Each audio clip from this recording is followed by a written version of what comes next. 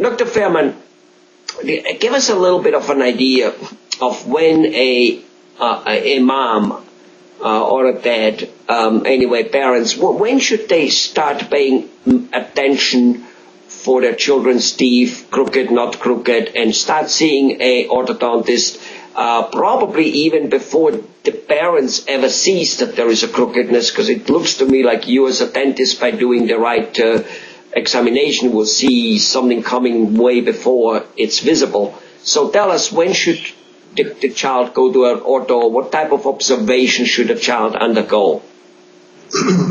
Well, you're right, Helmut. Typically, the dentist has been bringing it up at some of the dental exams as the child was very young. But the classic answer to that question is by age 7 is when most people recommend you see an orthodontist. But I guess what I say is, as soon as the parent has any suspicion or notices a problem, or even just if you don't notice a problem, it's fine to bring them in for a look. It's peace of mind. It takes 15, 20 minutes to have somebody take a look, and then you know what's going on. But the classic answer is age 7. That's when the lower incisors and the upper incisors, front teeth, start to come in, and that's often when you see a little bit of crookedness. So that's why age 7 is the magic number, I guess. Mm-hmm. Is there anything a parent could do or not do with their children, maybe from very young age, or from in order to kind of help the child maybe to develop better teeth, such as no gum sucking, no thumb sucking, or I don't know, things like that. Is there anything, some habits a child or a young person should have or not have in order to perhaps come out better in the end? Yes, there are. In fact, we know that habits can cause a huge difference in the patient's teeth and appearance of their jawbones even. So things like thumb sucking, any digit sucking, are very, very prone to cause severe bite problems. So you could do that as a parent. Pacifier that's used too long can cause the same problems. Even though they're called orthodontic pacifiers, I still have seen many severe problems when the patient uses it too long or too vigorously. Tongue thrusting is another common problem, where when a patient swallows, they will stick their tongue forward between the teeth, And we know that babies swallow that way before they get their teeth. But typically once the teeth erupt, then we switch to the adult swallow and our tongue never touches our teeth anymore. Well, people with a tongue thrust push on their front teeth every time they swallow, which is thousands of times a day, and it can really blow the teeth forward. So certainly habits, lip biting, lip sucking, all of those things play a huge role in how the front teeth fit together. I see. So if a child does those things, it's maybe prudent for a parent to visit an orthodontist and say, look, he's doing that. Maybe you can have some suggestions on how to get rid of it. I don't know whether you do.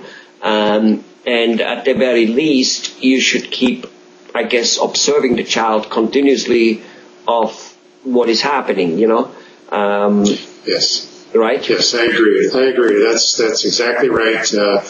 If you have any suspicions, bring them in. The orthodontist will talk about it. And believe it or not, patients, even very young ones, will take suggestions from the doctor a lot better than they take it from their parents. So a lot of times it becomes a real battle at home with regard to like thumb sucking or something. And I can't tell you how many times they'll come in, and in 15 minutes I've talked about it with the young child, and we've had a little heart-to-heart talk, and they accept it. They quit immediately, and it's totally different coming from me than it would be from the parent. So it's a pretty simple thing to bring someone in and talk about it.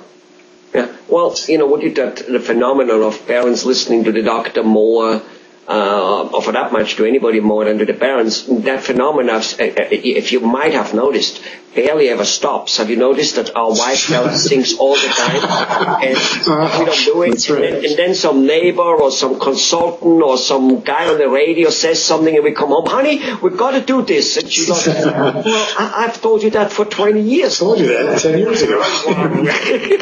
I know, I understand, yes.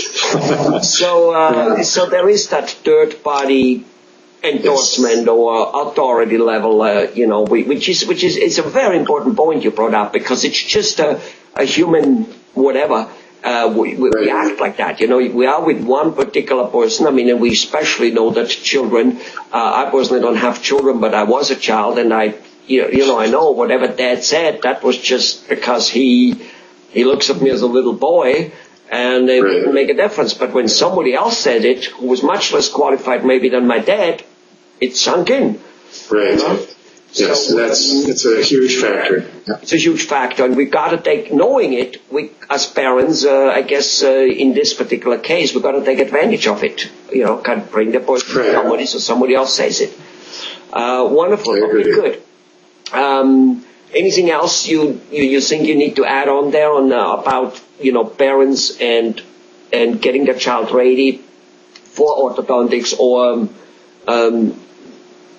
I guess I would like to add that positive reinforcement works a lot better than negative reinforcement when you're trying to change a child's habits.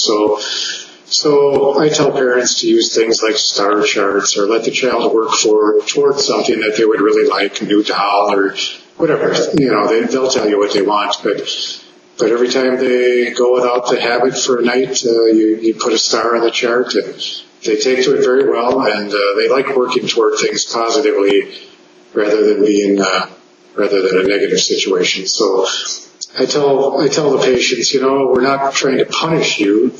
We're trying to help you. So you have to think of it in those terms. This is to help you, not to punish you. Right. Got to give up that security blanket, though. Right. And it's interesting, I can see that, you're talking to the patient, so even if that child is only 7 years old, you're looking at him as the patient, not at mom as the patient. And yes. you're talking to him/her. And I guess the kid right away gets it. Oh, I have something to say in this. This is me. This is about me. Right. Exactly. I make sure that I would address my comments to the patient. A mom is sitting there listening, but I'm having a conversation with that patient because it's about them. So, and I want mom to hear about the positive things. So it's helpful to have the parents right there, but I'm talking directly to the patient. Yeah. Right. Beautiful. I can see that is a very important thing because sometimes. You go somewhere for whatever it is, and be it buying shoes or whatever, and the salesperson is only talking to the parents. What do you think? Do you like them? Do you like them? And you're sitting there and you go, what about me? I agree. Yes, that's the wrong way to do it, I think. So. I love it. Thanks a lot, Dr. Fehrman.